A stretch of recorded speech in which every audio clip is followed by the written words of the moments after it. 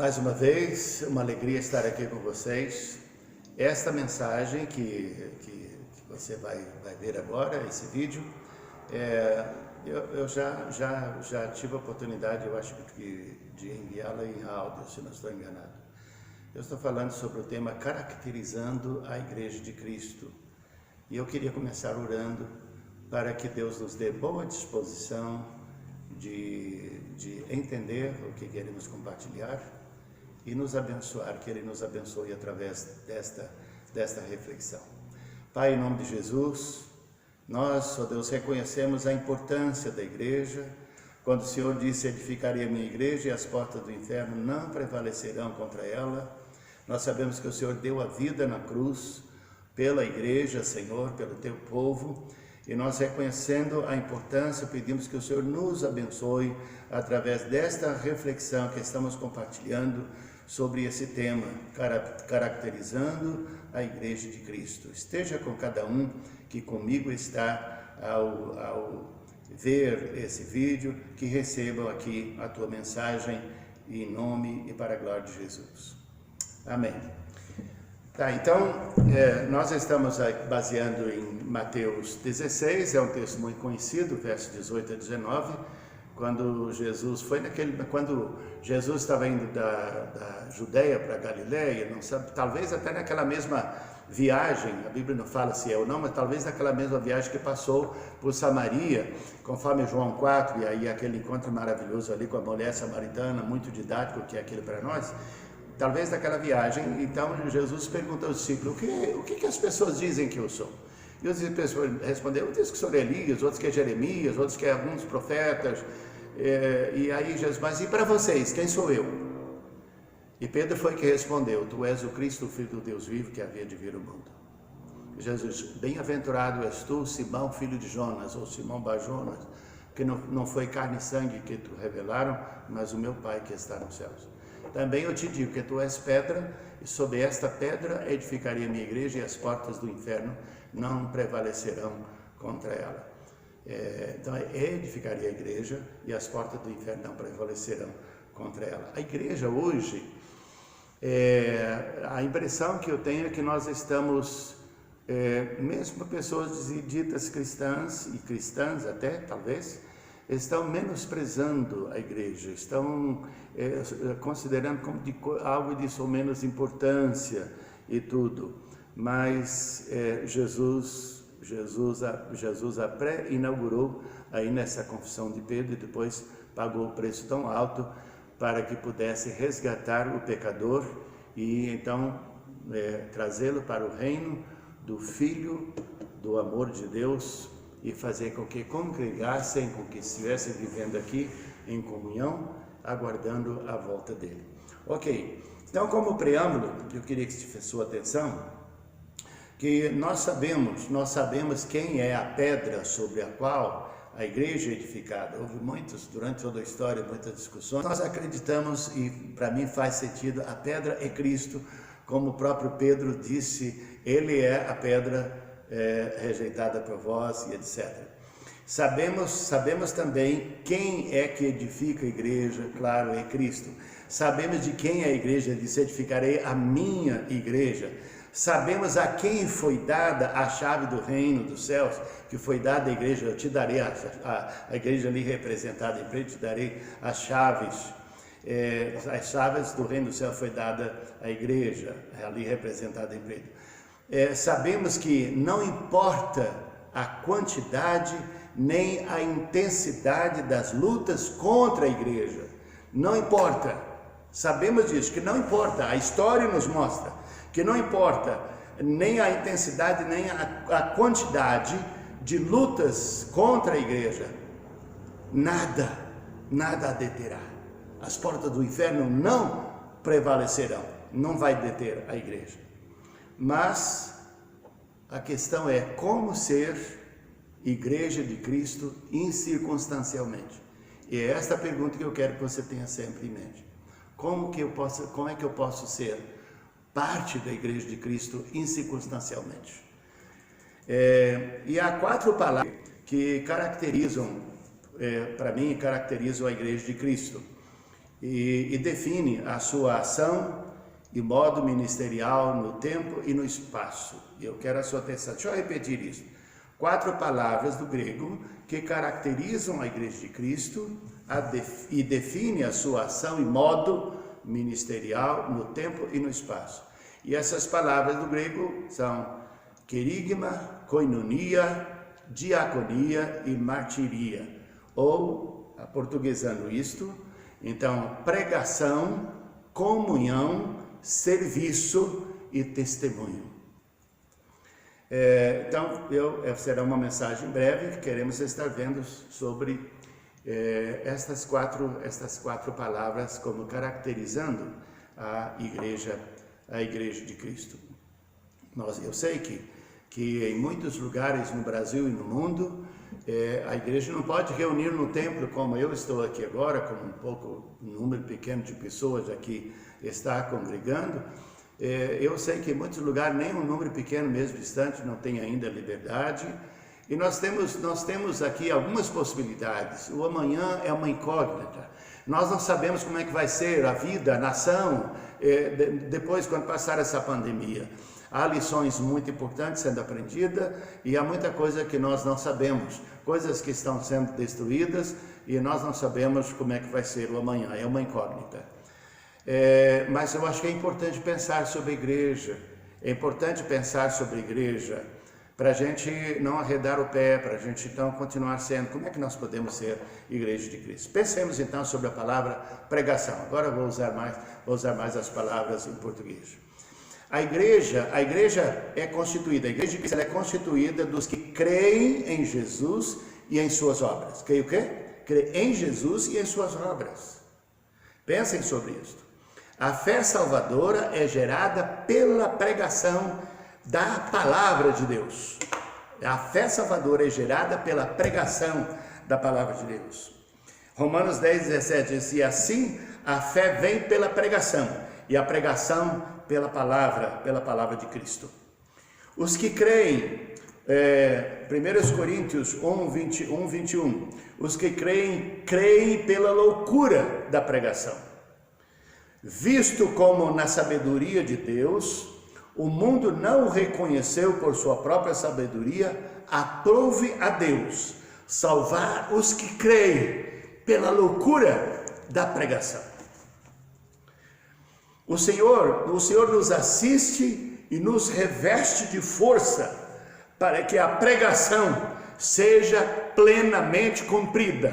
O Senhor nos assiste e nos reveste de força para que a pregação seja plenamente cumprida, seja pregada a todas as pessoas na terra, a todas as famílias da terra.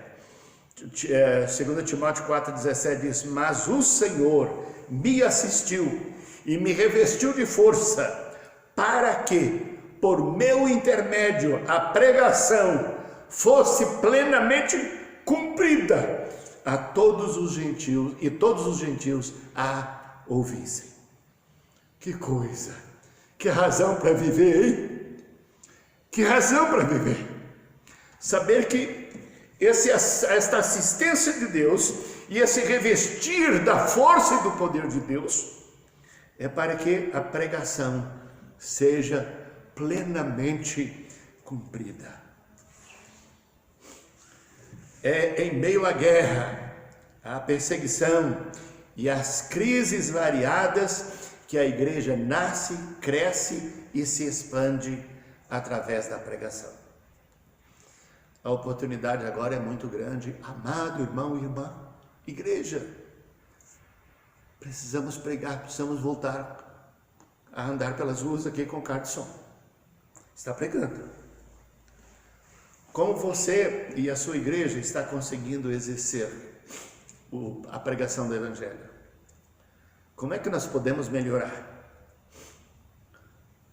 Com quem Jesus pode contar? Será que nós podemos dizer: Jesus, I'm here, send me. Senhor, estou aqui, me envie. Muitos só virão a Cristo, claro, preste atenção, muitos só virão a Cristo pela dor e pelo sofrimento, mas nunca sem a pregação do Evangelho. Ouviram-me?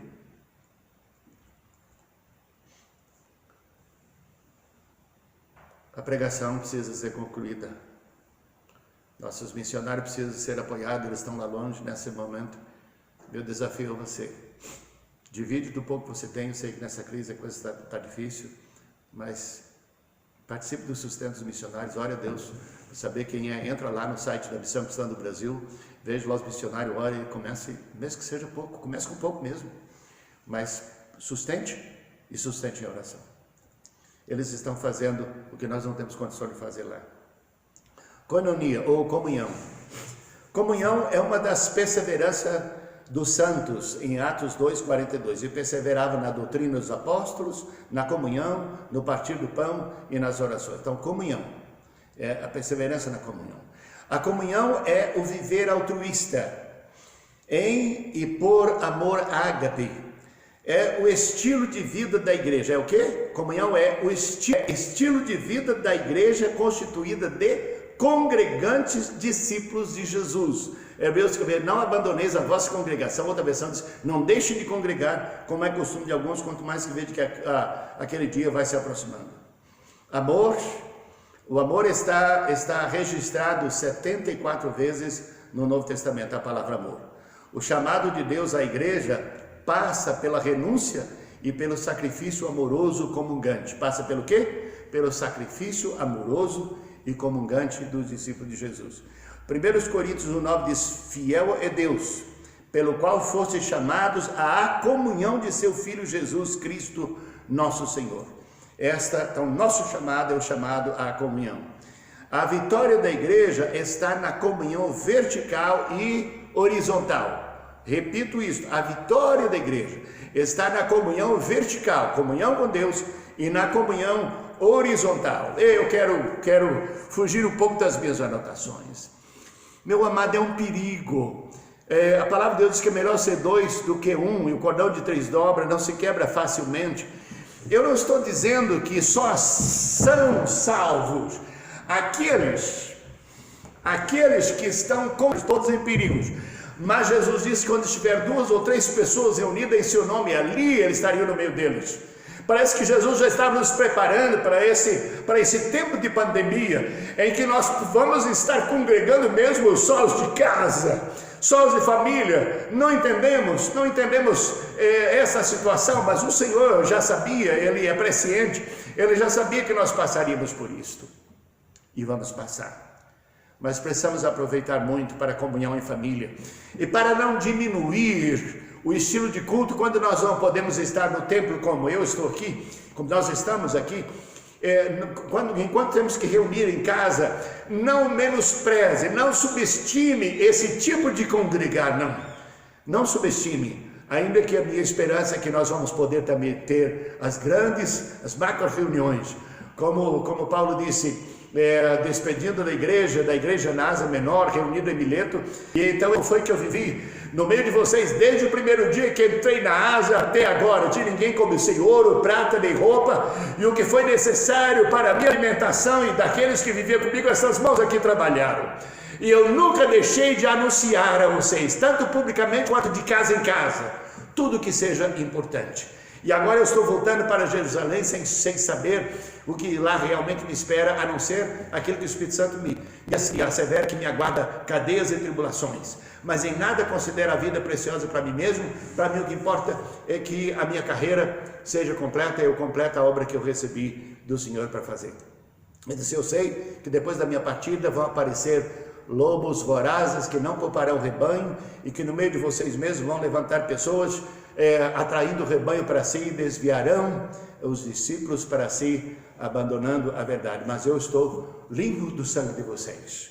Eu estou limpo. Então nós pastores, nós irmãos, temos uma responsabilidade para com a vida do próximo. A vitória da igreja está, portanto, na comunhão vertical e horizontal. Nós precisamos do congregar. 1 Coríntios 10:16 diz: porventura o cálice da bênção que abençoamos não é a comunhão do sangue de Cristo? O pão que partimos não é a comunhão do corpo de Cristo? O amor é o primeiro, o maior e o mais importante de todos os mandamentos. Este, eu disse lá em Mateus 22, versos 38 a 40, Jesus falou. Portanto, não há igreja de Cristo sem amor da comunhão dos santos. Me ouviu? Não acredito que haja igreja de Cristo, igreja de verdade de Cristo, sem a comunhão dos santos. Pensa lá, Atos 2, e perseverar na doutrina dos apóstolos, comunhão a partir do pão e nas orações. Comunhão a partir do pão e nas orações. Este momento aqui atravessamos requer atenção e dedicação criativas e objetivas quanto à comunhão. Ouviram-me? Esse momento que atravessamos requer atenção e dedicação criativas e objetivas quanto à comunhão. Pastores, irmãos e irmãs, precisamos muito disto. Estamos impedidos de nos reunirmos com total liberdade. Não da comunhão dos santos, nós estamos impedidos da comunhão dos santos. Visto da perspectiva da comunhão, como estou evidenciando que sou igreja de Cristo? Eu acho que isso é importante. Visto dessa perspectiva da comunhão, como é que eu estou evidenciando que sou igreja de Cristo? Que discípulo de Jesus sou eu, a começar da minha própria casa, da minha família, passando pela congregação, pelo bairro, pela cidade, país e pelas nações.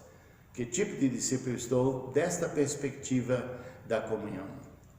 Eu estou encorajando e unindo o povo de Deus em comunhão congregante, ou eu estou enfraquecendo o corpo, falando mal, criticando, menosprezando, ou do congregar em amor? Eu quero repetir o que eu já disse ali atrás. Nós precisamos um do outro.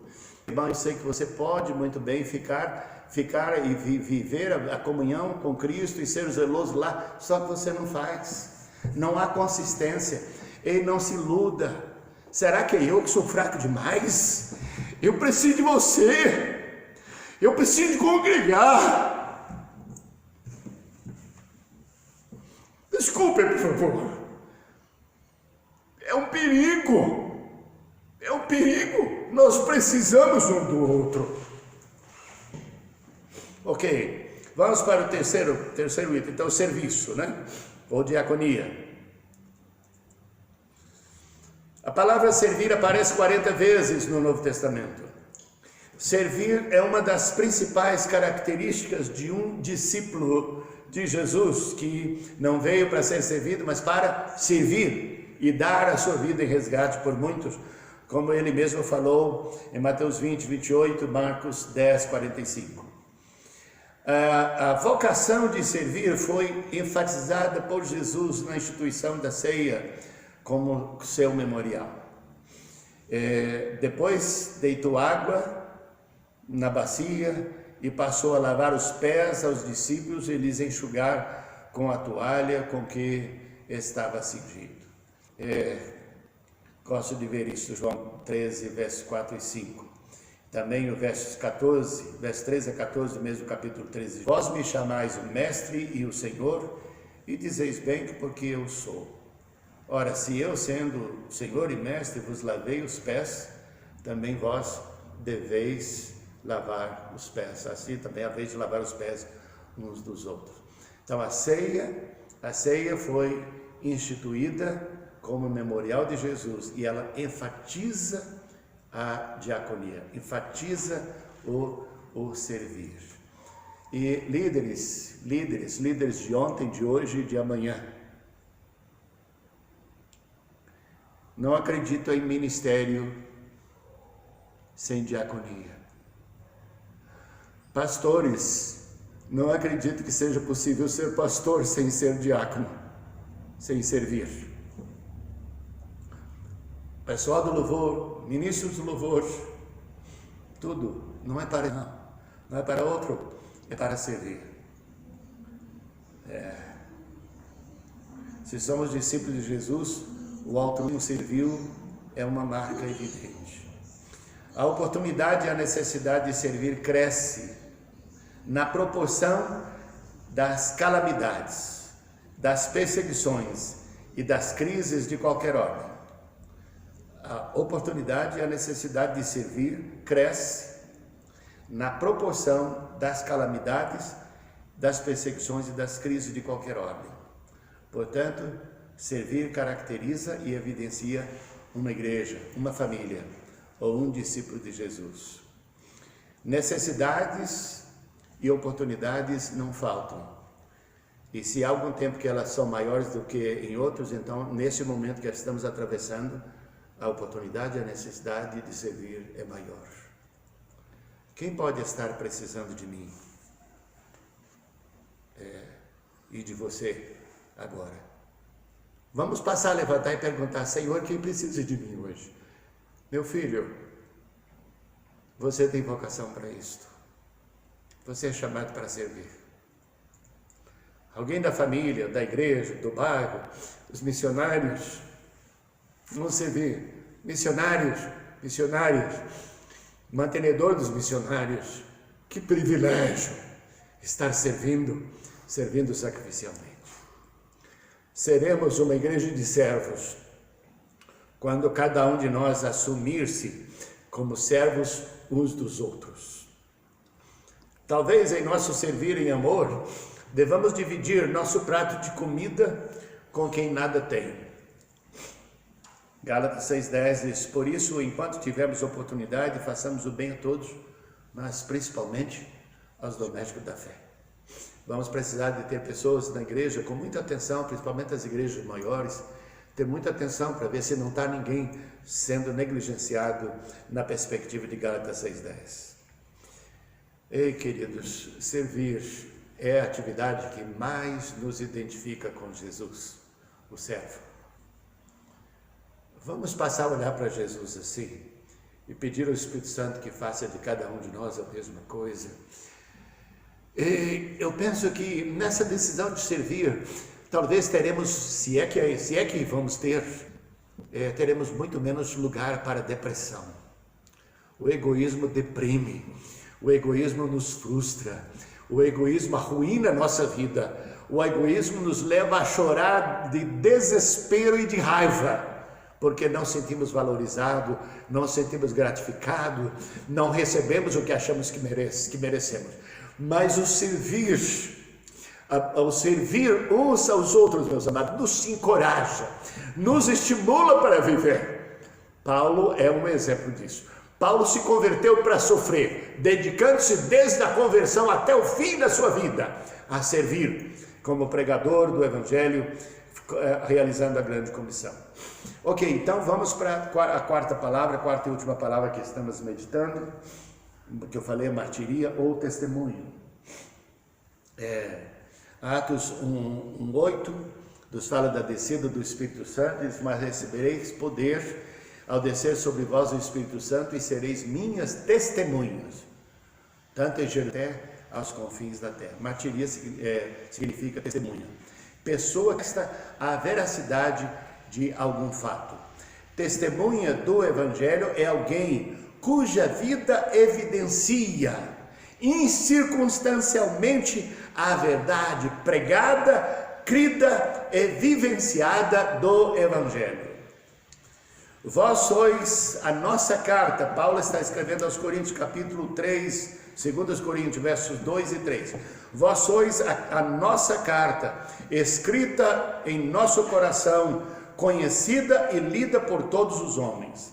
Estamos já manifestos como carta de Cristo, produzida pelo nosso ministério, escrita não com tinta, mas pelo Espírito do Deus vivente, não em tábuas de pedra, mas em tábuas de carne, isso é, nos corações.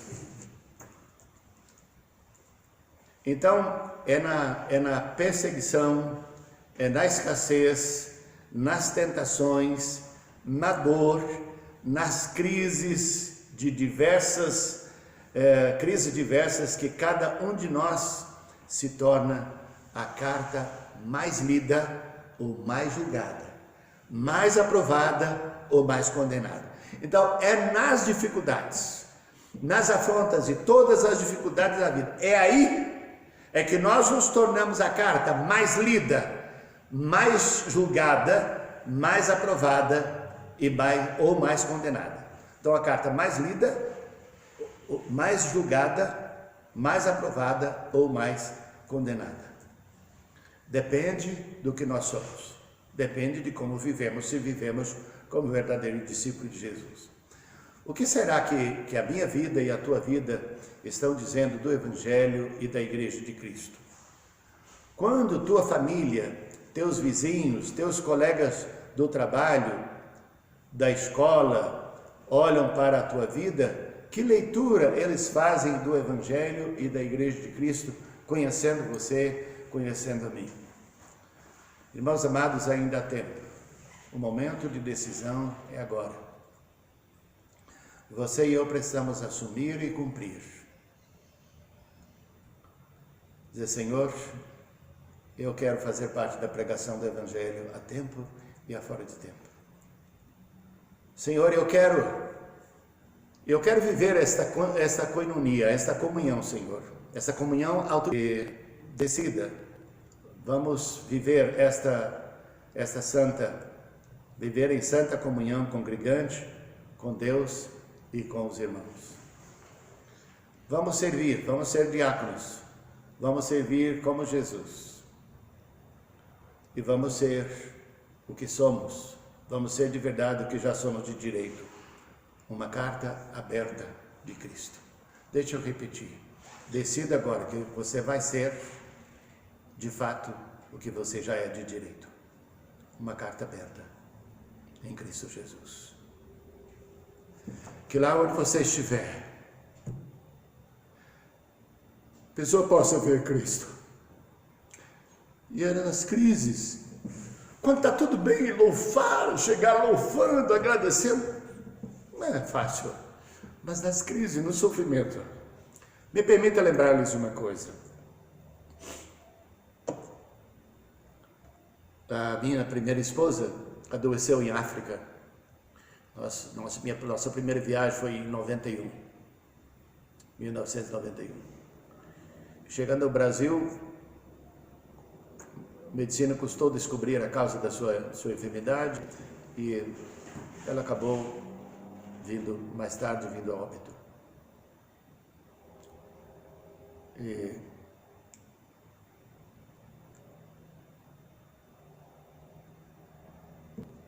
como a tia Nina encorajou, doente, os anos que ela ficou tão doente e não podia estar viajando comigo, mas como me encorajou, a última palavra dela mesmo, da nefrologia do Hospital de Base em Brasília, ela segurando a minha mão, fraquinha como estava, ela disse, bem, e a convenção, e a conferência missionária em Goiânia, e eu falei, eu não vou mais, era uma quinta-feira, eu falei, eu não vou mais, eu não vou te deixar assim, e olhando nos meus olhos, ela disse, vá e prega, a única coisa que vale a pena neste mundo é pregar o Evangelho.